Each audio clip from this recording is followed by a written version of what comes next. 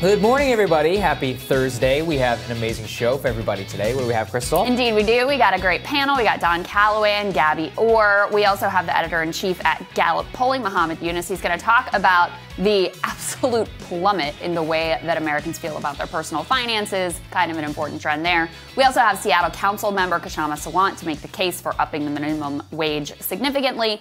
And that is, in fact, where we want to start today because budget reconciliation has officially begun. Yeah, so budget reconciliation and more. The fight over the minimum wage is almost as interesting as the fight over the $1,400 or $2,000 checks. So this is the latest update. Let's put this up there on the screen. Democrats' push to increase the minimum wage of $15 is running into roadblocks. And the name of that roadblock is Joe Manchin. But at the same time, budget reconciliation has begun. Let's put this up there on the screen. This is important procedurally. So what it is that the budget reconciliation process requires that something that you do has an impact on the federal budget. So the Economic Policy Institute, it's a left-leaning think tank, they put out a new report that the minimum wage would in fact increase tax revenue between 7 to 14 billion and reduce expenditures on public assistance programs, meaning that it does have an impact on the federal budget, meaning that it can then be included within budget reconciliation. It's kind of a subtweet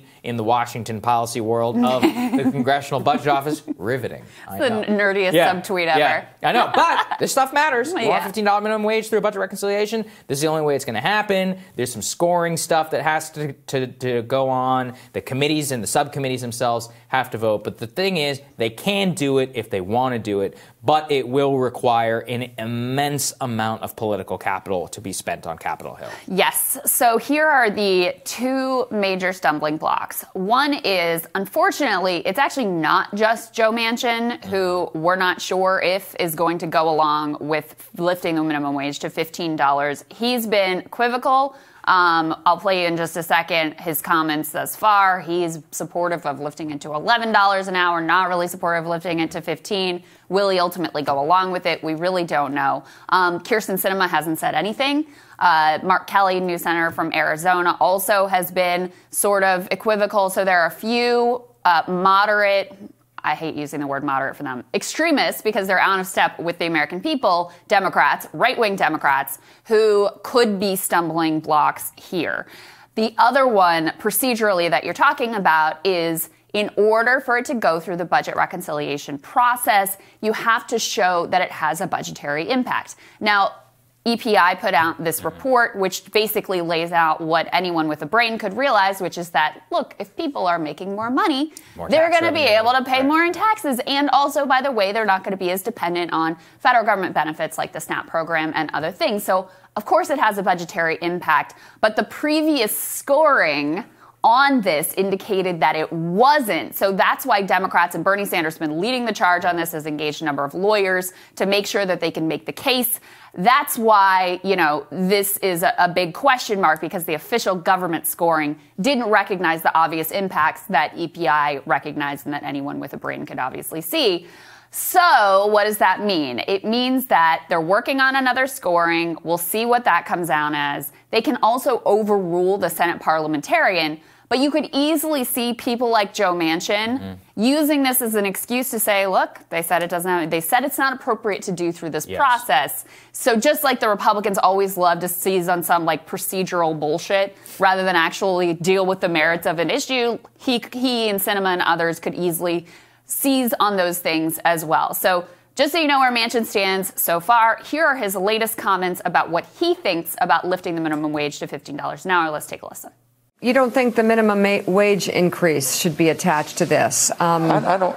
And you also don't think it should be $15 an hour, where you and I are going to strongly disagree. But explain, if you could.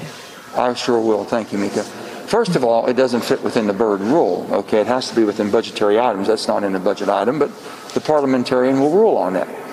And you said, well, you don't agree. The bottom line is, I believe that anybody that goes to work in the morning, works a 40-hour week, works a 2,000-hour year, a work year, that's 2 weeks off, basically they should be above the minimum wage as far as with the poverty guidelines.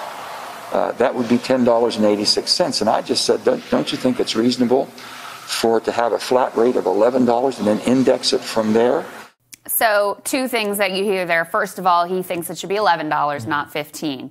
Does he say he's going to reject budget reconciliation, vote against it? No, but clearly he's going to raise his objections and could possibly stand in the way.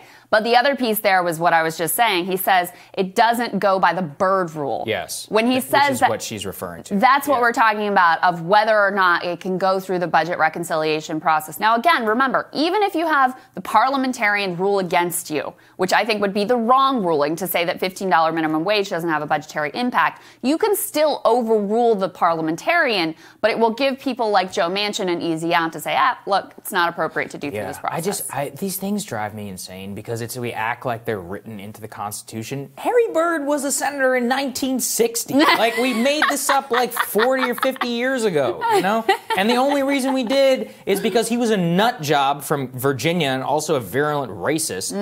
But he'd been, somebody who was the head of the Senate Budget Committee, and he believed very strongly in economy of government, and so everybody had to placate States' Mr. rights, Byrd. etc. Yeah, but basically, if you wanted to pass something, it had to be through Harry Byrd, and he had to stay. I'm like, why do we allow us to rule by these things?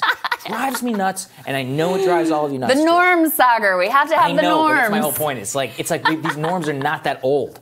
But okay. So we accept them for what they are. I do think it is interesting because if Manchin does say he's at 11, look, 11 would still be like a major victory, right? For a lot of people. So the question is he being serious? As in, like, he's like, I support 11. Is he actually offering an alternative, being like, I would vote for 11? I actually think it would be a pretty good deal for a lot of these people to take. Probably one which Sinema and many of these other people could take. And if they do peg it to inflation, I mean, that would be an empirical win. Look, obviously, I just think it's ridiculous that we're like, well, the minimum wage should be right at the poverty line. I mean, $15 minimum wage per hour, but by 2,000 hours is an annual income of $31,000. Like, that's not a lot of money. Let's also not forget that this, unfortunately, in my view, wouldn't go into effect overnight. You're talking about getting to $15 by 2025.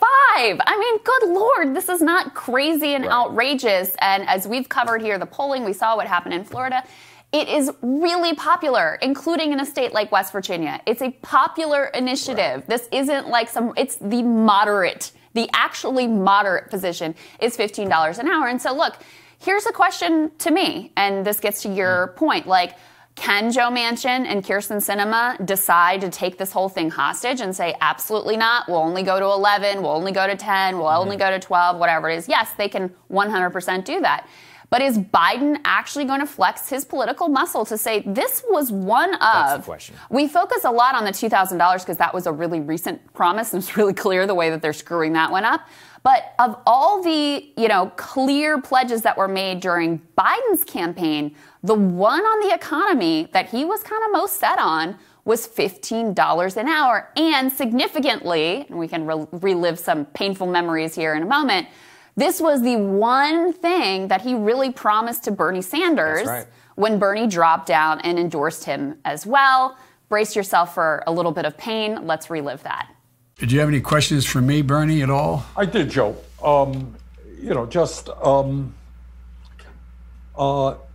Let's talk about some of the areas that I think we are actually fairly close. There are some areas where we disagree, but somewhere we are fairly close. Let's talk about the economy. And above and beyond the crisis that we're in right now, very well that millions of our people are working for starvation wages. And one of the fights that I've been waging for a number of years now is to raise that minimum wage to at least $15 an hour. Is that something, Joe, that you are supportive of? Bernie, I am extremely supportive of that. And I thank you for leading on it. I thank you for your endorsement, your support. But it means a great deal to me personally. So that was the one really specific policy thing that there was sort of like, we're going to do $15 minimum wage. And so, look, it's 100%. This is what I want people to really understand. It is 100% within Joe Biden's power to get this done right now. He has all the cards. If he went to Manchin, Sinema, et cetera, and said, you cannot cross me on this. This is a red line for me, and I will make you pay politically if you do cross me on it. He could 100% get $15 minimum wage, no doubt about it. And by the way, for those who are like, oh, West Virginia is a red state and this is hard for Joe Manchin. That's nonsense. This is a popular issue across the country. Raising the minimum wage does not put Joe Manchin's reelection in jeopardy. So just, take that piece out of your thinking. This is all about this sort of like reactionary deficit hawking and constant desire to nickel and dime everybody. And that's really what the bottom line here is. Look, Jim Justice, the billionaire Republican governor of West Virginia, is out in the New York Times today with a plea to Joe Manchin to go big or go home. So I don't really know what to tell you. I mean, like, at a certain point, you need to understand, like, where your bread is actually buttered here, and it's with actually the voters. And when it's so popular that the Republican governor of West Virginia is begging on his hands and knees for his state's Democratic senator in order to go big for the nation's third poorest state, I really have no words when it comes to Jim Justice is getting the politics right. Yeah, because he's not an idiot, and he wants to get reelected. So, I mean, apparently that's the only thing that some people can understand here. I truly don't understand. All right, we're going to tell you what's on our radars. That's next.